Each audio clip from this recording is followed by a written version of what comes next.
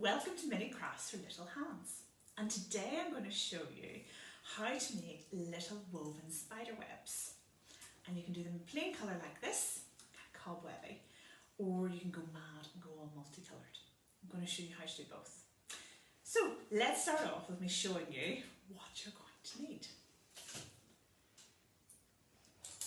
Some lollipop sticks, 3 is probably the best. A pair of scissors and some wool, just got some nice cobweb coloured, and then a little bit of wet glue or a strong glue anyway to glue your lollipop sticks. And we're ready to go. So let me start off with the lollipop sticks because it might need a little bit of time to dry. What you want to do is take one of your lollipop sticks and dab a little bit of glue in the middle, and then set another one on top of it to make a little cross shape like that. And then we want to put the third one in the middle, so another dab of glue, and then just stick your last lollipop stick on top, and it kind of makes a star shape like that.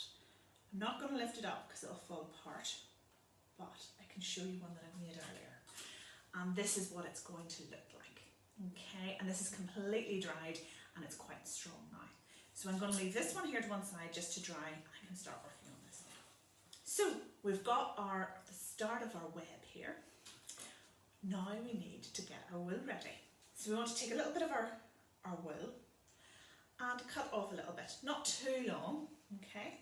Don't want to get in a tangle. And just cut off a tiny little bit. And then we want to attach it to our web. So we're just going to wrap a little bit around a stick and tie a little knot.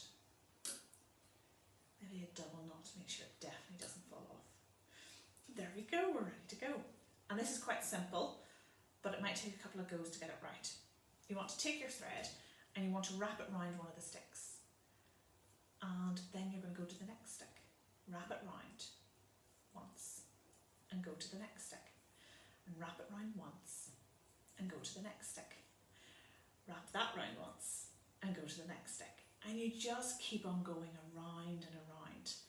And you can do it very tight. That means you're going to get quite a tight web, or you can leave little gaps, which is what I'm going to do to make it look like more like an open spider's web, the sort of thing you would see outside.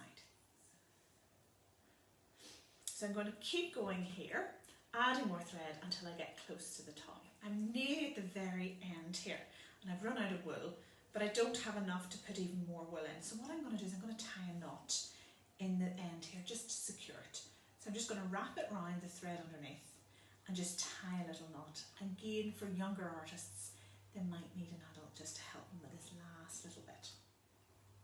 So here we are, I've tied my last little knot, and here's my web. Now what I'm going to do is just cut off some of the little strands from my knots, just to tidy it up.